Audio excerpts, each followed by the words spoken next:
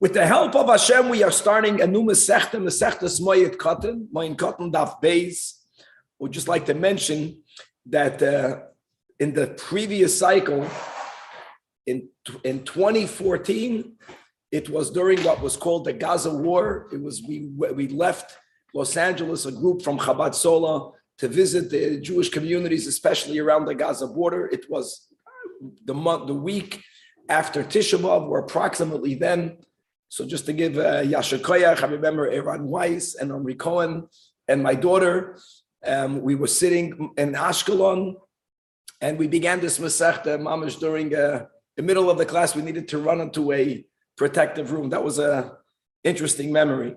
So Chevra, Moed Katan deals primarily with two topics. Firstly, with the dinim of Chol HaMoyed. So we have the Yom Tov of Pesach and the Yom Tov of Sukkot. That is biblically a 7-day Yom Tov, but it's not that there are 7 days in which one may not work, or Chutz La'aretz, it's an 8-day Yom Tov. Adding Simchas Torah, a 9-day Yom Tov. But we have the intermediate days that is a mixture of Choil and Moyed. Weekday, Moyed normally means Yom Tov. When you read the word Moyed here in Moed Katan, it doesn't mean a real Yom Tov, it means Chol HaMoyed. Now, Chol HaMoyed, many people don't appreciate enough of how much Yom Tov is Chol HaMoed. It's Yom Tov. And actually, there are many types of labors of Malacha that one may not do. However, as we will be learning, there's going to be primarily 5 different hetedim which will allow us to do something which otherwise, without the heted, would have been prohibited. Now, before we go through the 5 hetedim, another very interesting point. There's really a 4-way machlokes rishonim how to view the prohibitions, the isur malacha on Chol HaMoed. Midoraisa, and actually throughout Chazal we'll find verses that allude to it. Midrabanan, meaning all of the psukim from where we'll learn that you really may not do anything you want to do is only a asmachta. There was this concept of midoraisa, but God didn't define exactly what you can do, and Hashem gave it over to the Chachamim to define what malacha may not, and therefore what malacha may be done. I'll give you an example for that. Hashem says that we have to afflict ourselves on Yom Kippur. Inui on Yom Kippur is doiraisa. But exactly how should we afflict ourselves other than not eating and drinking? The other inuyim were not defined by Hashem. The Chachamim defined, you can't bathe, you can't anoint yourself, etc. When they gave those definitions, is that a doiraisa or is that a derabanan? It's really not this nor that. It's a doiraisa, but Hashem gave it over to the Jewish people to determine what inui means. So there's such an approach also in Chol HaMoed. There's the general prohibition of working, but Hashem gave it over to the Chachamim to define. And then you have a 4th opinion which hold that certain prohibitions are biblical and certain prohibitions are rabbinic. This is just a good, quick intro, because at times we'll see that whenever there is a doubt whether something is permitted or prohibited, we err on the side of caution. We're machmir. That's normally only done if the isur is doiraisa. Other times in other dinim, whenever there's a suffix, could I do this on Chol HaMoed? Could I not do it on Chol HaMoed? We're going to be lenient, which is generally the way we approach isurei derabanan, suffix derabanan l'kula. So just bear in mind that there's really a complexity of opinions of how severe, how high, how chamur is the isur malacha. Now let me share the words of the 5 hetedim, and as we will learn the Masechta, we will unpackage every single one. So we're going to have the concept that we will learn today called davar ha'aved. Something will be lost. If I won't work, then I'm going to lose something. That is a reason to be lenient, which will allow us to do that work. There's another heter called oichel nefesh. If it's related to food for consumption, let's not forget that even on a bona fide Yom Tov day, oichel nefesh, I can cook on Yom Tov, certainly on Chol HaMoed. Number 3 is when you have a person, poyel she'ein lo ma yoichel, a worker who doesn't have what to eat. We're going to be lenient for him to do certain types of work. Then there is the concept of tzorchei moyed. You are working for festival needs, for Yom Tov needs. And the 5th is called tzorchei rabim, communal needs. These are the 5 hetedim.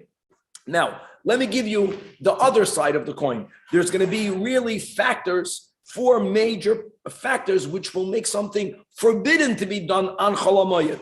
Number 1, it's called mechaven b'lachtoi l'moed, which means that if you scheduled your work dafka for Chol HaMoed, you could have done it before, you could have done it afterwards, but you thought, you know what, since Chol HaMoed, I'm going to do it on Chol HaMoed. That makes it worse. Number 2 is something called tircha yesera. Tircha yesera in English means excessive exertion. How do you define that? Very difficult. When does something become excessive? And a little bit less, it won't be excessive. Good.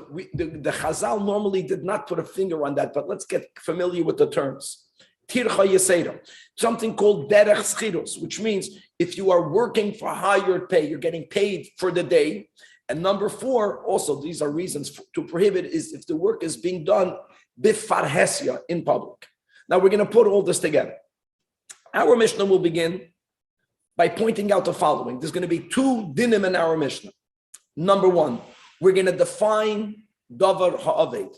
Davar ha'aved, you're going to lose money, is a reason why you would be allowed to do work.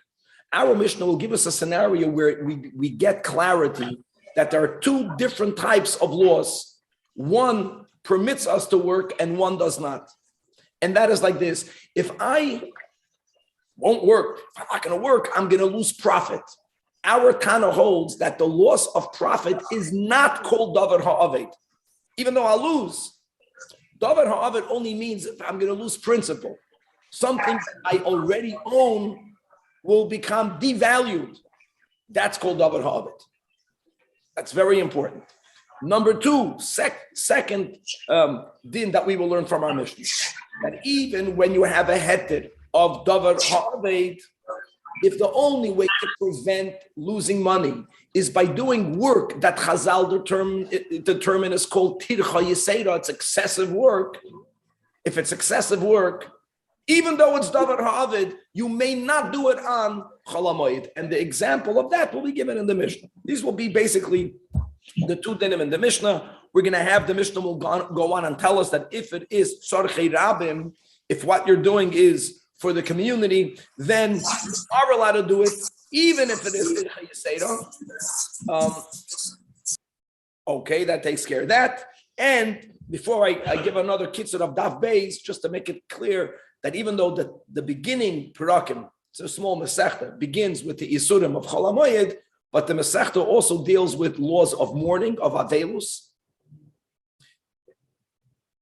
Many people do not learn Moed Katan because they don't want to learn Dinei Avelus. There are actually some, the Sefer Hasidim calls that learning Moed Katan is like getting involved with a meis mitzvah.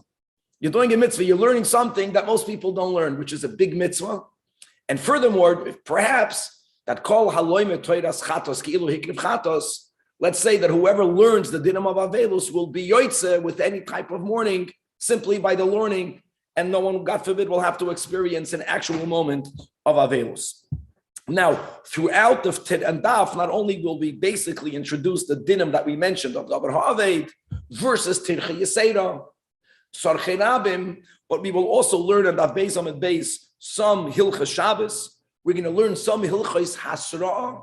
Before, if there's someone to be punished in a beis din, in a human court, prior to their violation, they needed to be forewarned that you may not do what you are about to do. Now, some of those details will be reviewed on that base. We will also begin to touch a little bit on some laws of Shemitah, Hashgacha Pratis. We're learning this in the month of Shvat, Tavshem Pei Beis. This is a year of Shemitah. And if we'll have time, we're going to conclude today's daf by the following. In Shabbos, there's something called Avos and Toldos. So you have the 39 primary prohibitions, and then you have many other activities that are derivatives of, or they are children of, those 39 primary prohibitions. The Av and the Tulda are both equally prohibited biblically. What we will learn, whether we'll get to it today or whether we'll begin with that tomorrow, when the whole Daf Gimel will be about Shemitah, is that by Shemitah, Toldos are bechlal not on the same category of avos, to the point that it's possible that an av will be prohibited and its derivative will be permitted, as we'll give examples as we unpackage the stuff. So without any further ado, Chavra Freilach, Moed Katan, Daf Beis, Amud Aleph, here on top of the Amud. Starting with the Mishnah. The case that the Mishnah uses to introduce this idea again of Davar Ha'aved, right? There is something that will be lost, which is why you can work, but not to prevent profit. If you're only going to lose profit, that's not called a loss, only the principle. Tircha Yisera, even if you're going to lose the principle, you may not do work, is when a person has a field. There are two types of fields that are mentioned in Chazal. One is called Beis Habal. Beis Habal means a field in which its produce can grow only by rainwater. Beis Hashalchen refers to any type of field. Generally, these were the fields that were more on mountains or hills, not in a valley. So the rainwater would roll off it. It needs to be constantly irrigated for things to properly grow. Now, when you have a Beis Hashalchen and you b'chlal never watered it even once, it didn't even rain even once, that's not the case of the Mishnah, because then watering it on Chol HaMoed will only mean that things will begin to grow earlier. If you're not going to water it on Chol HaMoed, nothing will be lost.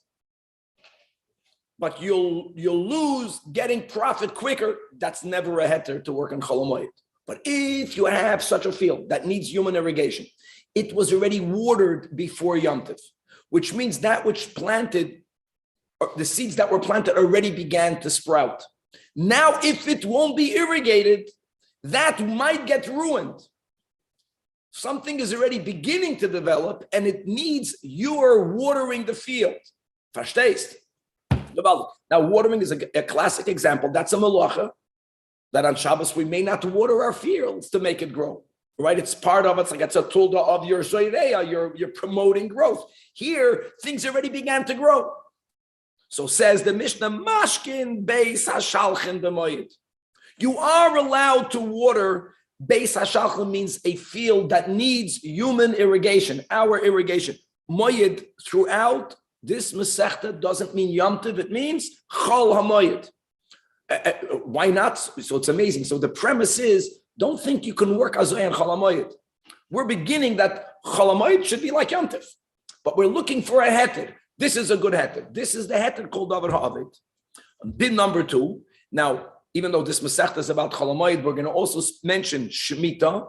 You are allowed to irrigate a field on the Shemitah year, and we're going to deal with this again, mainly on Daf Gimel, and we'll begin the Sugya on Daf Beis Amud Beis. Now, this obviously has to be clarified, because people think, one second, on Shemitah, you can't work the land. And does this not include a problem of making things grow? We'll get to that today, or if not today, in the beginning of tomorrow. So let's just shelve the Shemitah and deal with it soon. Back. Now, another nuance. Here's the nuance, guys. Here's the word. That's the whole daf today. Davar Ha'aved, the case of the Mishnah. Again, the case of the Mishnah is that you already planted things before Yom Tov. That's key. Things began to grow. If you will not water it on Chol HaMoed, that will get ruined. You're going to lose money. You're going to lose something that you already have. You can work. If the work demands excessive exertion, you no longer have the heter. So now the Mishnah, I'll say it by heart. Where do you get the water from? Today you just turn on the tap. They didn't have that. Getting water sometimes demanded excessive exertion. Now, some fields were near a spring. It's easy to direct spring water to your product. New springs means that the exit from the ground just came out. It's not here for a long time. And people would build like little canals, or they would build walls to direct the water. To a certain percent, when you had a new spring, its walls would collapse because it's that new. It's not properly broken in. To fix such a canal, that type of work is called tircha yisera, excessive. Now, you're not fixing anything, it's working. But one might have thought, if I'm using water from a source that might need a lot of work, maybe Chazal will tell me don't even go there. They did not say that. If right now it's working, even if you have a spring, right? That's what we call a new spring. So the walls are not yet sturdy. And Taka, if it will collapse, Of course, if you would ask a shaila, the Rav will say, don't fix it. No debate about that. But we are afraid sometimes you're not going to ask questions. It's only going to collapse a little. You're going to fix it. You're going to end up doing a lot of work. We don't have to be chayish for that.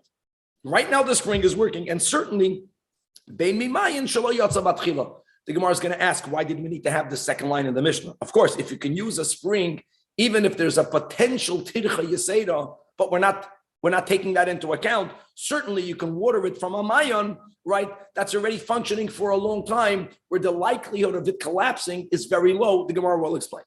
Aval, however, ein mashkin, we may not water a beis hashalchin if the source of water is from gathered rainwater. Getting water from a pool of rainwater means you filled it up in buckets, verstehst the good old way, and you would be the water schlepper. That's called tircha yeseda. Or they used to gather water from a well. Again, they would schlep it. That's the letter Aleph, according to some opinions, right? The yid that's carrying, the water carrier. Are you going to lose that which you planted? Yeah. Davar ha'aved doesn't trump tircha yeseda by private property. By tzarchei rabim, it does. By your own, it doesn't. Other details. You may not make ditches around the roots of grapevines, which was done in order for rainwater to collect around, because that's also considered excessive exertion. It's the way the Chazal try to paint what's called excessive is that they give many examples. And when you learn all of these examples, then you can put in your mind the way the Chazal understood excessive. One may not dig a new irrigation canal. That's also tircha yeseda. Not on Chol HaMoed, not on Shemitah. However, the Chachamim hold that yes, oisin es ha'amo batchila b'shvi'is. Which everyone agrees that on Shemitah, watering a Beis HaShalchan is permitted. The question is, do we have this limitation of tircha yeseda, which we have by Chol HaMoed? Do we have it by Shemitah? That's this machlokes tanoim. In other words, the Chachamim hold that there's no issue of tircha yeseda when it comes to the Shemitah year. Either this type of work is prohibited or this type of work is permitted. And if it's permitted, it doesn't become prohibited because, you are exerting yourself too much. Next step. Why is it called that? Amma, because very good question. The width and the depth of these canals was an amma by an amma. Yeah. If you already have a canal and it's common that dirt begins to clog the pipes, people that are familiar in this line of work. So to remove the dirt, making one is called tircha yeseda. Fixing an old one is not called tircha yeseda. And all of this is the key. All of this is because you have a field that you already not only planted in that field, but it began to grow. If you will not continuously water it, that's the nakuda here. That which is there will get ruined. However, in contrast to tzarchei rabim is even a greater heted. You are allowed to repair any type of water that is used by the public. So you have this public cistern, you have this public pool, and even if here the fixing it means excessive work, you can clear them out. You can fix roads, and streets. That's mikvahs. The Gemara is going to explain what every single phrase is adding. You can mark graves. Again, we'll leave this for the Gemara.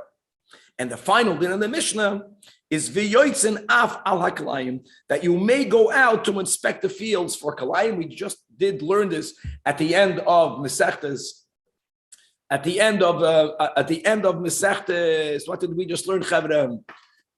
At the end of Masechtas Megillah, if you remember, when we spoke about Be'echad, we quoted the Mishnah in Shkolim, Be'echad Ba'adar, right? Not only did the Beis Din announce regarding the Shkolim, that's the whole sugya of reading the Pasha, they also would remind people to uproot their kalayim. Now, when the Mishnah is saying that they are allowed to go out for kalayim, like, why would they not be allowed? What malacha are we violating here? So Tosfos understands that actually the last line in the Mishnah is not addressing work that is prohibited or with a heter permitted.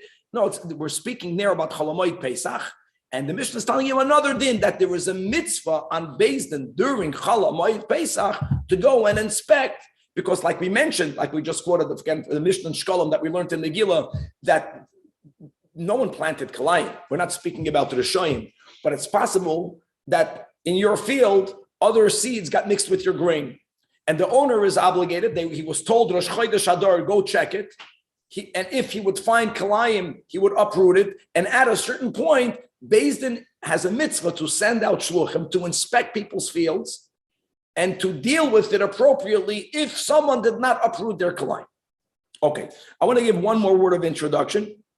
And that is, like we mentioned already a few times, whenever you see that in a Masechta, Tosfos does what Rashi does, which is that Tosfos becomes a simple mefaresh. He's explaining the meaning of the words. He's not saying kasha, it says over there. He's not asking contradictions. That's because certainly Tosfos did not have Rashi. And here again, there are many that opine that what we will call Rashi was not written by Rashi. Again, Voharaya, Tosfos is Rashi-like. Right, you have that in the Darim, right? You have the Ran that's in the place of the Tosfos that is like Rashi because it probably was not Rashi, and many other Masechtas. But nevertheless, we don't know who authored it. Many people say they think it's the Rabbeinu Gershom, whoever. We will refer to it to Rashi, but just Lav Dafka, probably Rashi was not the one that wrote the commentator that's in the place of Rashi. Okay. Sorry, these list of things that are here at the end, are those all Chachamim Omrim? No. The Chachamim Omrim was only a machlokes regarding whether Tircha Yiseiram limits that which otherwise would have been permitted on Shemitah. And again, guys, we're going to leave Shemitah for Daf Gimel, and maybe we'll begin today. Okay, so we learned this is key. See, the examples the Mishnah gave. Davar ha'aved is only if you are losing money, preventing. Not getting profit is not called davar ha'aved. And even when you have the real heter of davar ha'aved, the moment it's tircha yisera to prevent loss, you lost your heter if it's for you. By tzarchei rabim, that's the last cases of the Mishnah. We don't care about tircha yisera. So now we want to know who says the Gemara. Hashtam. Let's begin. The Mishnah gave an example that not only can you can water a beis hashalchen even from a mayon sheyatza batchila. And again, a newly emerged spring source is a spring where there is a chance that the walls that direct the water, because they're new, won't hold. If it will collapse, the fixing of it is usher. The person who's involved will forget and he might end up doing work. So the Mishnah's chiddush is we're not concerned for that. If it collapses, you'll know not to fix it. But as long as it's not collapsed, there's no problem working with it. Then the Mishnah went on to say, and you can also use a mayon that's old. Like we asked, why is that needed? Even though you might have said the asili in puli that it might collapse and you might end up doing work which you may not do. Yet, what did the Mishnah paskin? Mashkin. That you are, as long as the walls did not collapse, you are allowed to use even a newly emerged spring source of water. So mayon shelo yotza batchila, if it's not a fresh spring, it's a spring, the lo yasili in pule. The chances for this collapsing is much less. Miboya. Does the Mishnah even need to write it? Why did the Mishnah have to say that? Answers the Gemara Amri. So they explained, they answered in the yeshiva, the chevra, they said like this, yes, it's needed. Because if the Mishnah only would have written that you can use a mayan sheyatza batchila, you can use a water that just emerged, I would have thought that hachi hu the beis hashalchen in beis habal loy. See, there is a din that the Mishnah is teaching only by implication. The fact that the Mishnah said that mashkin, that you can irrigate, that you can water a beis hashalchen, the Mishnah is really implying a beis habal. You may not, because any field that can live off just rainwater, again, adding human irrigation will make it grow even more or even quicker. That's not a heter, because not having that is not, you're not losing anything. You were preventing more profit.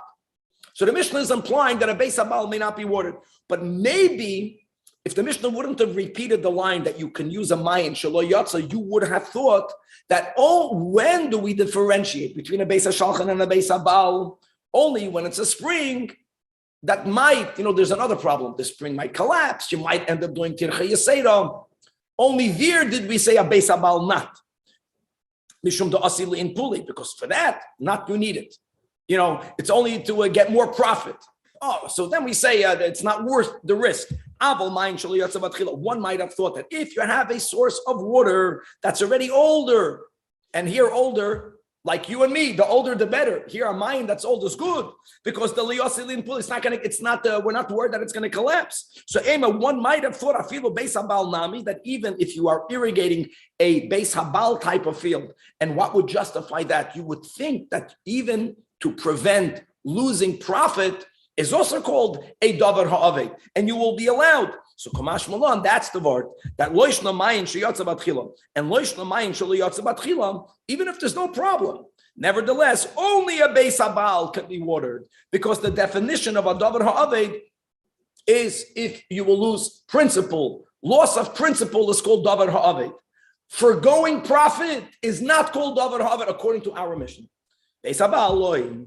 Now a little bit of semantics. Umay mashma the high beis hashalchan lishna did sachusohi shalchan. Like, why are we calling a field that needs to be irrigated by us? Not natural irrigation is not enough. The word sachusa means it's thirsty. It's a thirsty field. The rain that Hashem is giving is not enough. Why is it called beis hashalchan? Where do we find in Scripture the word shalchan in reference to something that's thirsty? Because it says in the bottom, va'ato oyev v'yogeya. You'll be faint. Faint means faint from thirst. And v'yogeh, you'll be exhausted. And the Targum Taka says, va'at, how do you say in Aramish? A faint from thirst, mashlehi. Mashlehi, right? Shalching, have the shin and the lamid. And again, the hey and the ches, we mention it, especially if you're from Russia, it's obvious the hey becomes a ches by default. Hello. So mashli is the source of shalchim. And it means thirsty. If Elohi means exhausted. Okay, and now my mashma, the high beis habal, lishna de mi yat vusahi, beis habal, again, it means a field that can grow, can produce only by the rainwater, which means really, bal here means it's a settled field. Settled, you're good. Of course, if you add human irrigation, like we mentioned, it's going to grow more, it's going to grow quicker. But if not, you're not going to lose anything. All right? So how do you know that the word Baal can be used in the context of something that's settled? Because it says a pasuk in Yeshaya that just like ki yibal bachur psula, just like a young bachur, right, gets married to a young woman, and the Targum, it translates in Aramish, are kama di mitoisav. The word mitoisav means settled. Uleim im psulta. Just like a young Hassan feels settled with his kala, so the pasuk writes a beautiful expression that yatfun begaveich banayich, that your children will settle in you, in reference to God Almighty. But here you see the words Baal. Right, so Baal, sometimes in a very exact way means be'ilah, the act of relation, but it means that they're settled. You're settled. Interesting, in Baal also means a husband. Marriage settles a person in a good way. Bestabal, a Baal Abbas. Okay, very good. Now, this concept that the heter of Davar Ha'aved, which everyone agrees is one of the 5 heterim, there's going to be a loss. Oh, then you can work on Chol HaMoed. So it's only if you will suffer a loss of principle and not you're going to forgo profit, which is the opinion of our Mishnah, as we extrapolated from the extra mimayin shaliyotza batchila. That's a machlokes tanoim. Not everyone agrees to that. So, and number one, number two. Okay, so it says the Gemara, man tana. Who is the author that holds number one the din that pseida in harvachaloi davar ha'avid is only if it's going to prevent an actual loss. You already have something sprouting, and it will die if you don't water it. But making it a beis habal, if you water a beis habal, you're going to have more produce. It's going to grow quicker. That's not called a loss. And number two, what was the number two? That even when you do have a heter of davar ha'aved, when your mamash losing principle, the Mishnah gave examples that if there's tircha yesera, takes away the heter of davar ha'avi. Right? Number two, b'afilu b'makim seda. Even if there is mamash loss, but mitrach nami loy tarchinan, tircha yiseda will not be permitted. Who has that opinion? Not everyone. So let's attempt number one. Our Mishnah is authored by, or it's an anonymous Mishnah quoting the Shita of the great Rabbi Eliezer ben Yaakov, which would be amazing because you should just know our rule. Whenever Rabbi Eliezer ben Yaakov opines, especially in a Mishnah, we always follow with him halachically. It's called, Rabbi Eliezer ben Yaakov is called the Kav V'Naki. Kav means it's only a little, but it's clean. Some quality is good. And Kav Kuvav in Mishnayis, through the whole Mishnayis, the Shita, Rabbi Eliezer ben Yaakov Oimer is quoted 106 times. Kav V'Naki. So even though his name is not quoted, but it's great if this will be Rabbi Eliezer ben Yaakov. And why would we link it to him? Because we will learn soon in Moed Katan Davav. The Mishnah says, yes. This does not count as one of the 106, right? A case like this? This will not be counted to the one. Yaakov, number one, the Gemara is going to prove it's not him. But even if it would have been him, his name is not mentioned.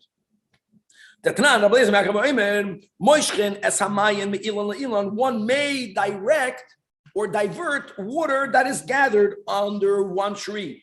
You want to direct it for it to go to another tree. Again, we're speaking about the work on Cholamoyed. The Mishnah says you are allowed to do that. Because when, I can direct water to another tree, because if a tree, the fruit that's in development will get ruined if it doesn't get the water when it needs the water.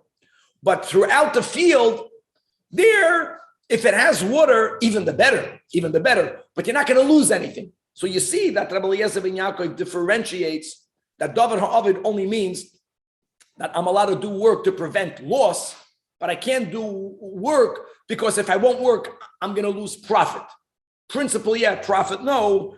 Indeed, guys, this is the Shita of Rabbi Eliezer ben Yaakov. But nowhere do we find that Rabbi Eliezer ben Yaakov said that if there is a tircha yisera, then you may not even do that. That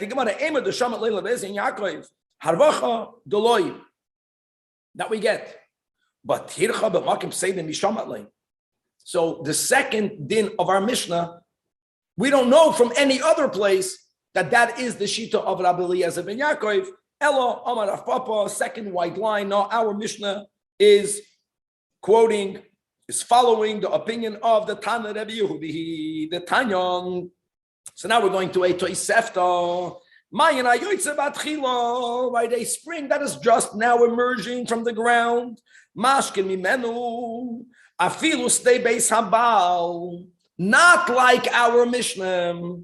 Divrei Rabbi Meir holds that Daved ha'aved, which is the heted for working on Cholamoyed, doesn't only mean if I'm not going to work, I'm going to suffer a loss of principle. Rav Meir holds that if a person is going to suffer a loss of potential profit, he also may work on Cholamoyed. However, Rabbi Yehuda argues, and he says, like our Mishnah, Ein mashkin elos lei beis hashalchin shecharva, that dried up. We'll see soon what that means.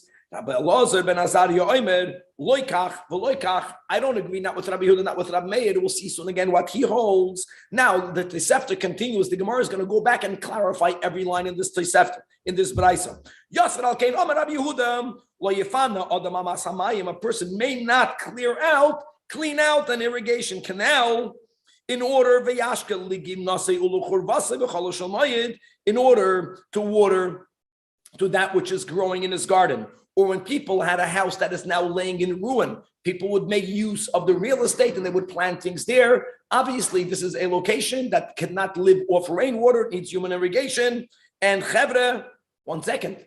Here, if things were already planted, and Rabbi Yehuda is saying that you may not take these steps. If you're not going to take these steps, you know what's going to happen? That which is there will get ruined. Will rot. Will get dried up. Why can't you do that? Because it's tircha yisera. Clear. Rabbi Yehuda holds that even if it's a davar ha'avei, mamish, you're losing. If it's tircha yisera, you can't do work. That's Rameh. Okay. So, end of quote. Now we want to go into nuance. When the Braisa began, and we were quoting the first when Rabbi Yehuda began that ein mashkin elos they beis hashalchen shecharva. Charva means it got dried up. Ilema charva mamish. Hold on, if it mamish got dried up, then what's the point of watering it? There's nothing there. It's dead already. It's dead. Shalom. Right? Lomeli the mashkele. No. Amar Abaye means that shecharva memayin zev yotzolo memayin acher. That's what happened over here. That it had a source of water, but that source of water dried up. Now you have a new mayon. That's mamish the case of the Mishnah. And again, you would think that maybe you may not use a new mayon, because if the new mayon's walls will collapse, you're going to end up doing. We're not worried about that. If the walls collapse, you may not fix it, but as long as it's working, chaparain and use the water. Rabbi Elazar ben Azariah said, "Loikach v'loikach" means loishna charev mayana. That's what he meant to say. It doesn't make a difference whether the original source of water that you were using to irrigate that location dried up. Loishna, loicharav mayan, or even if the original one, in either case, in both cases, mayan sheyotze batchila loy.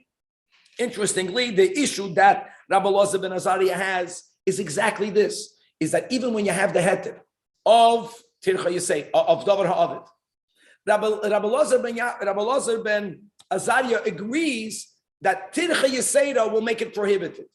But he's a little bit more machmer than Rabbi Yehuda. He's more machmer than our Mishnah. He holds that if your water source is coming from a location where there's a high possibility that you're going to end up doing Tircha Yisera, then don't even go there. Don't even go there. Okay.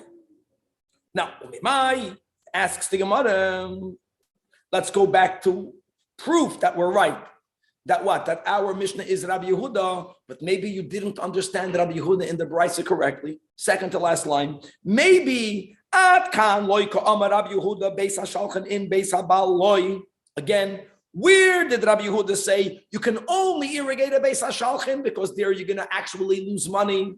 A beis habal may not be irrigated because you're only going to lose profit, but you're not losing principle. Maybe that differentiation was only because the Braisa is speaking about a mayan sheyotze batchila. So we have this additional chashash that maybe the walls of the spring will collapse and you will end up having tircha yeseda, taf beis amid beis, like we said, dilma asili in pule, but maybe mayan sheyotze batchila. Maybe if your water source is already something that it was paved out already, not collapsing. No worry about tircha yeseda. Dilo yasil in pule. Maybe the Tosefta, Rabbi Yehuda will hold afilu beis habal nami, even though it's the issue is not about losing principle, it's only about I don't want to lose a potential profit. Maybe that also will justify. So you know what says the Gemara? You can learn pshat like that in the Tosefta, but if you were to do that, then our Mishnah would have no author.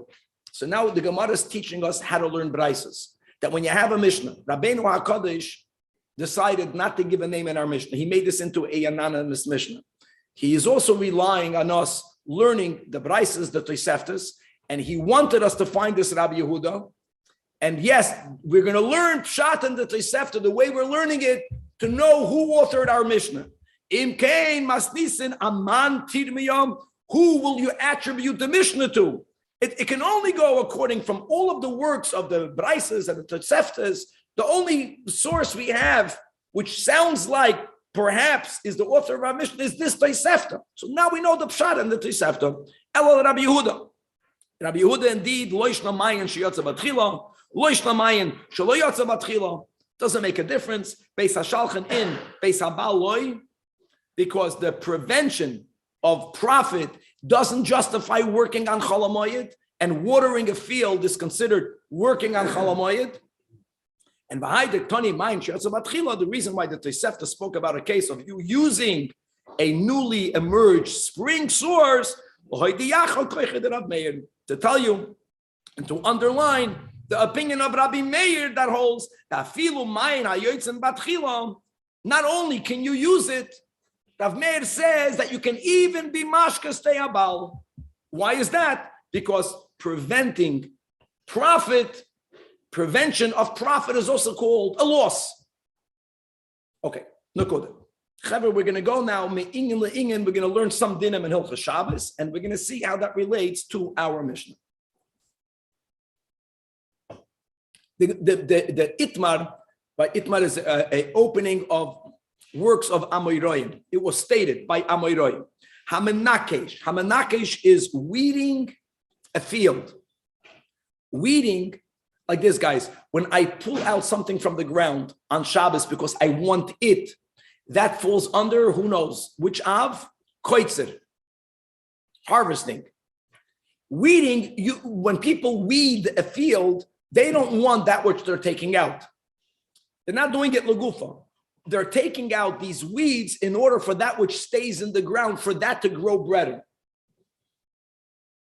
Now, what Av does this fall under? That's the topic over here. Weeding. And Vahamashke Mayim Lazroyim B'Shabbos. Here you can see already the link to our topic. Watering a field that has seeds planted in it on Shabbos. What would you think? We know it's prohibited biblically, but there's a machlekes under which Av. Now, the way the Gemara words it, like who cares under which Av? I'll tell you why. Because there is a rule that for someone to be punished in a Beis Din, prior to, in Shabbos, God forbid, the punishment is capital. They're going to be stoned to death.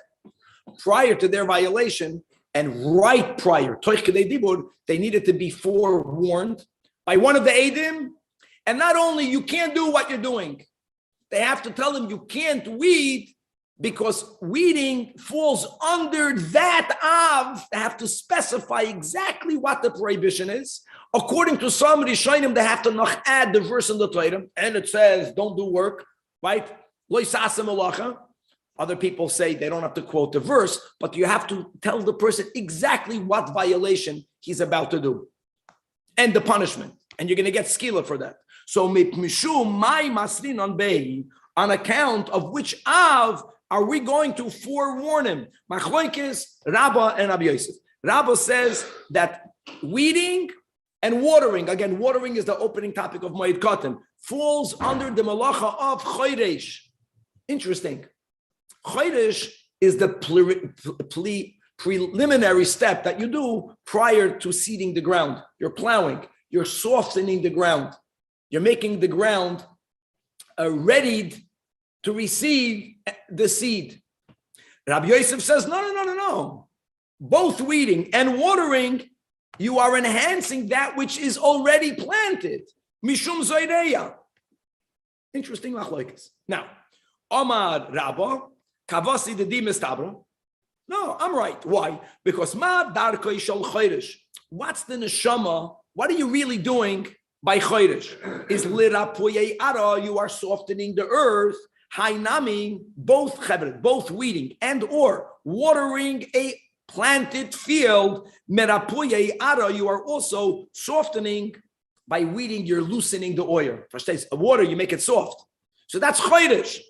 Even though Chodesh Chavra you do prior to planting. Here, that which you left in the ground is already seeded. Doesn't matter. It's more about making the earth a greater keli. No, oir and the keli. Let's say Zereya is the oir, and the land is the keli. So are you enhancing the keli, or are you adding to the light? Amar Rabbi Yosef, what does Zereya do? What's the soul of seeding, of planting? It's litzamuchei peda. You are promoting growth. Hainami mitzamach peda. You're promoting growth. Okay. Now, when the Gemara said, Ariel, that why are they arguing? Who cares? Because when you give someone warning, you have to know which Av. Don't water because it's a tulda of chodesh or tulda de zoireya. The whole topic is based on the premise that you can't have a tulda that's a tulda of two avos. Can't have two different dads. There's only one dad, right? So why not? Why don't we say each one has a point? Why don't we consider weeding / watering a tulda both of chodesh and of zoireya, and whichever Av you mentioned in your hasra, you hit the nail on the top. You hit the head of the nail. Like who told you there can't be a tulda that doesn't have two avos? This is Azaruach HaKodesh. Rabbi, yes. Why does weeding and watering have to be the same? Like it's clear that both of them agree that it's the same Ab. Okay, Danny, we're learning Legirsa. It's the given. It's definitely the same. Only question is connected to this, connected to that. So Amar le Abaya, now Abaya is the Talmud of both, as we know, primarily of Rabbah. So Abaya tells his stepfather, it's ironic, because Abaya also had, his father passed away, right? Abaya Asher b'cha Yerucham Yasim, and he was raised by Rabbah. So he tells him, listen, L'didach kasha and L'Rabbi Yosef kasha. In other words, why can't it be both? L'didach kasha what? Mishum chodesh in, mishum zerei aloi. Why not both? It's a gavah. How good is that? No, he had two fathers. L'Rabbi Yosef kasha mishum zerei mishum chodesh loi. And if Abai is saying himself, you can't, Atulda, right? You can only be liable for one Av. It's not true. Amar Rav Kana is giving you a great example. Someone who's pruning. We're speaking about pruning vines. Now, the act of pruning is for what? The act of pruning, it's mamish like weeding, right? When you prune, normally, you're not pruning because you want those little pieces of wood that you are removing. When you prune, you make that which you leave a lot stronger. That's zoireya. You're promoting growth. But what happens if someone prunes and they need those little pieces of vine or wood for fuel? That's something else, right? So then you're chayiv, you're koitzer. You're planting, noiteya. Yeah, zoireya, just to know, zoireya is for seeds. Noiteya is trees. It's the same as we learned in Shabbos. So the Rav Kahana says you're chayiv shtayim, you're chayiv two. One act, you're chayiv two. Achas mishum noiteya, va'achas mishum koitzer. And indeed, the Gemara says kasha. But the bottom line is that Rabbah and Rabbi Yosef, who agrees that there could be some act that is a tulda and connected to two different avos, but not over here. Either chodesh or zoireya. Now, again, we're going to see why is this brought over here. We'll see soon, not yet. Eisvei, Rabbi Yosef, L'Rabba, it says in a Braisa, Hamenakesh, someone who is weeding, or someone who covers the seeds with earth, which is what you do to promote growth. If this Braisa is not about Shabbos and Yontif. This is about Kalayim. So you're going to chayiv malchus. Rabbi Akiva says that af hamakayim, even if you don't do an act of weeding, even if you don't do an act of covering over the earth, simply maintaining that which you have, you maintained it, you're chayiv malchus. Whoa, chevra, isn't there a rule that lav she'ein boy maisa? If I'm violating a law, but I'm not doing it by doing an action, I don't get malchus. Yeah. So many Rishonim say that Rabbi Akiva is speaking about someone who builds a fence around it. In other words, he did an action, but he didn't do an action directly to the Kalayim. He did another action, which is in order to maintain that which is, Rabbi Akiva says, even there, Yechayev malchus. Now, end of quote. So it comes along now, Rabbi Yosef, and he tells Rabba, which I say that the first case, Menakesh, by Shabbos, is problematic because of Zoireya. It fits. It says in Parshas Kedoshim, Sotcham loy sizra kalayim. So if it's planting, if weeding is planting, that's why Yechayev malchus. Which lav? Sotcham loy sizra kalayim. But you, Rabbi, who holds that weeding on Shabbos is only connected to Chodesh. Chodesh b'kalayim miyasira. You're only plowing. Doesn't say in the Torah, when you're plowing, there's nothing planted yet.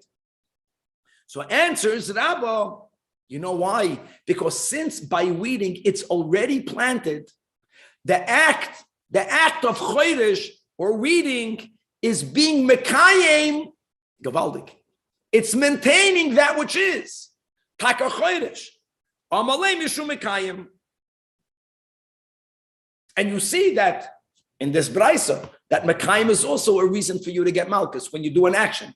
But hold on, isn't Mekayim only the sheet of Rabbi Akiva? Rabbi Akiva oimer af ha-Mekayim. Does that not imply that the Tanakama doesn't subscribe for you getting Malchus if you were only Mekayim, if you were only maintaining that which is? So therefore, we must say, as we say sometimes, that we have to amend this b'raisa, and all of it is the shita of Rabbi Akiva, umay tam ka'amar, and this is the way we're going to reread the b'raisa. Ma kama manakish ramachapa b'kalayim loikem. This is all the way Rabba learns pshat, not because menakesh is zoireya, no, because it's takanat zoireya, it's chodesh. But it's an act of plowing when the kalayim is already planted. So it's really maintaining that which is mekayim. Who says you're chayiv malchus for mekayim? Should Rabbi Akiva oimer afa mekayim? Okay, very nice, but I got a problem. Again, for you to get malchus, you have to be violating a negative commandment. Planting, the Torah says, Sotcha loy sizra kilayim. That's a verse. Where does it say in the Torah not to be mekayim? My Talmud Rabbi Akiva, where do you find the love? Answers the Gemara the Tanya. When it says, Sotcha loy sizra kilayim, this verse in Parshas Kedoshim, indeed, ein li ela for which you are violating and you're going to get malchus. Mekayim inayin, Talmud loimer, kilayim sotcha loy. So what you need to do is you need to open up a chumash. This is such a beautiful Hasidic drasha. That same verse doesn't begin sotcha loy sizra kilayim.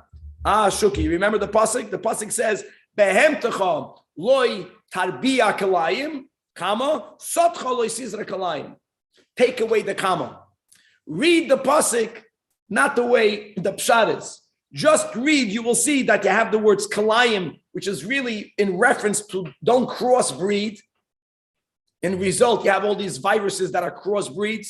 As we learned in Megillah, got us to figure out the midah keneged midah. Kalayim, read it, kalayim sot chaloi.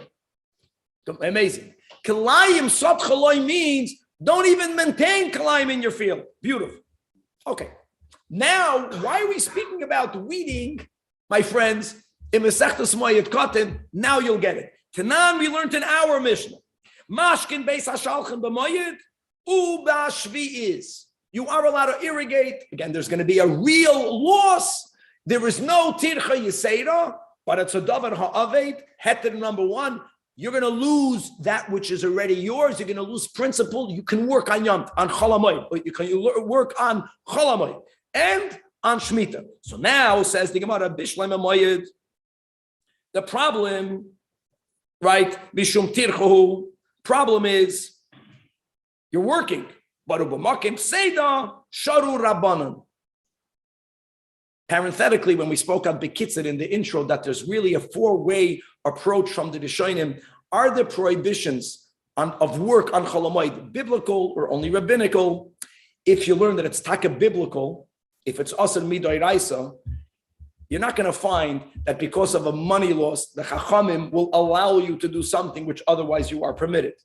So throughout this Masechta, we're going to always find one-liners that will be the base of one of the various opinions. This fits a lot better if the prohibition to begin with is only rabbinical. That's normally where, if the Rabbanan were the ones that made an Isur, they lachatchila didn't say it if it's going to cause you a money loss. Anyways, the Chachamim allowed it. Elo shvi is, let's understand, why would you be allowed to water on Shemitah? Right, that's what everyone wondered. Hold on, don't we know we can't work the land on Shemitah? Now, Bein Laman the Amar, Mishum Zereya. Bein Laman the Amar, Mishum Chodesh. And by the way, this question isn't against Rabbah or only Rabbi Yosef, it's against both. Watering, that's what they're discussing, weeding and watering, right? So let's go watering if you're going to hold that the problem of watering on Shabbos is because it's considered a derivative, a tulda of Zoireya. The Torah says, befedish, that you may not sotcha loy sizra. Guys, that's a verse on Parshas Bahar. You can't seed a field on the Shemitah. So Zriya is a problem and Charisha is a problem. Now hold on, where does it say in the Torah, who knows, that you can't plow a field on the Shemitah year? So for that, really, it's subject to a machlokes Rabbi Akiva and Rabbi Yishmael. We have it so often. This keeps on coming up. We're going to learn now a limud of Rabbi Akiva. In Parshas Mishpatim, there's a pasuk that begins for sure to speak about the prohibitions of Shabbos, but the examples the Torah gives is becharish ubekatzir tishbois, rest from plowing, right? Rest from harvesting, And if the sefer of the pasuk would only be referring to Shabbos, but on Shabbos you only have to rest from Chodesh and Kotzer, that's the kasha. On Shabbos you have to rest from all of the Lamites Malachas. So Rabbi Akiva is the one that says the famous Einoi Inyan L'Shabbos, Tenei Inyan L'Shmita. According to Rabbi Akiva, there's a verse in Parshas Mishpatim which says, Bechodesh ubekotzer tishbois, which means rest from plowing, rest from harvesting. Rabbi Akiva learns that verse is speaking about the whole Shemitah year. An explicit verse that does not allow us to plow on the Shemitah. We got a problem now. So now watering Bein L'Rabba, Bein L'Rabbi Yosef, comes to Shabbos, it's a biblical violation. Either Chodesh or Zoreya. So good, so now I got, not good, bad, I got a problem. So how can our Mishnah allow a Yid to water a Beis HaShalchin on the Shemitah year? Either I'm Zoreya or I'm Chodesh. I'm Moededik. And guys, we're going to see how far we can get, but just to know that the beautiful Hashgacha Pratis, Daf Gimel will all be about Shemitah. But let's begin. So Abaye and Rav. Answer number one, Omar Abaye, Bashviz Bisman Hazeh. Let's go back to the same concept. Generally, this is the principle. Whenever God says, thou shalt not, just because I'm going to have a financial loss is not a reason why I will. God forbid. God said, don't do it. Right? There's a whole question, how much money do I have to spend in keeping a positive commandment? But not to violate a negative commandment, I got to lose all the money in the world. I can't do it. Whenever there is a prohibition that's only of a rabbinic level, it's a lot more common that the Chachamim themselves says you can't do it, but if you're going to lose money, I'll let you do it. So the Abaye says, I'll tell you, our Mishnah is premised on the Shita of Rebbe, who holds that Shemitah nowadays is only rabbinic. And it fits. Just like Cholamoid, you can't work, but you David Ha'aved, you're going to lose real profit. You're going to lose real principle. You can work. Same thing on Shemitah. You have a Beis HaShalchin. You already have stuff planted. You already watered it once or it rained once. Things are beginning to grow. It has some value. If you won't water it, the little value will be lost. That's when you're allowed to do it. Where do we see the sheet of Rebbe that Shemitah nowadays is only a rabbinic? Let's read it inside. V'Rebbe, the Tanya, Rebbe Yoimer, based on a pasuk in Parshas Re'eh, where the pasuk says, "V'zeh dvar hashmita shamoit." The word Shemitah means to relinquish. Now, there are many relinquishments that happen on the Shemitah year. Number one is that if you loaned me money, then there's a certain relinquishment if you didn't make the prusbul, you can't come and collect it. There is the relinquishment of leaving the land, not working the land. You have also the dinam of yovel, which actually relinquish the properties themselves, and they really revert back to their original owners. So Rebbe is saying that since the Torah juxtaposes the words "v'zeh dvar hashmita," really there is a comma. Shamoit, it says Shamoit kol bal masa yodoi. So he learns a limud b'shtei shmitas hakosav medaber. We juxtapose and we teach. We learn that we always put together on the same track the laws of Shmitas Karka. Shmitas Karka are dinim that are connected to not working the land on Shemitah, including what we spoke about, not planting, not plowing. It also is in reference to not working the land on Yovel, on the 50th year. And Va'acha Shmitas Ksafim, the second Shemitah is about the relinquishment of money loans. Rebbe tells us, Bisman Sha'ata Meshamit Karka, when Shemitah and Yovel are biblically in effect, then Ata Meshamit Ksafim. Then do you also biblically have to relinquish loans? Bisman Shi'i Ata Meshamit Karka, that's the key line. You see that there's a concept that on a biblical level, there isn't always the rules of Shemitah and of Yovel, Ata Meshamit Ksafim. Now we're not going to focus on Shemitah's Ksafim, but just to know how it works, that really the key will be, is there Yovel? Now, for Yovel to be in effect, these are the words you have to have. Kol yoishve'a aleha. Literally, that means you have to have all of the Jewish people living in the land of Israel. And it's very difficult to take that literally. Because if you have one Jew traveling, then there's no Yovel. So that sugya is really in Gittin and in other places, Daf Lamed Vav. Let's go with the approach that you need to have members of all of the tribes in Israel. There are times that you don't have members of all of the tribes in the land of Israel. That really happened from the times of the Churban. right? Churban Bayis Rishon, from, even though we keep on learning, there was the exile of the 10 tribes. They were returned under the leadership of Yoshiyahu. Theoretically, the rules of Yovel were back in place, but when the first temple was destroyed, until the coming of Mashiach, there's no Yovel. No Yovel means that there's no Shemitah according to Rebbe. That's the key. But 1 second, don't we keep Shemitah? Of course we keep Shemitah. We keep Shemitah rabbinically. Since Shemitah is only kept on a rabbinic level, that's why when there's hefsed or bedavar ha'aved, mamish like chalamayid, you are allowed to water. It fits perfectly. And we're going to stop. I just want to add one thing, that now this is a year of Shemitah, and first of all, to be inspired. Nowadays, Tafshan Pei Beis, of the many Yiddish farmers in Israel that are leaving their fields fallow. God bless them. It's amazing. That's the Pashat Mitzvah. There are many farmers that do what we call the heter mechira, that they sell their field to a nanju, which is 100% a good heter, but you should know that the premise of that heter is only because Shemitah is only midrabanan.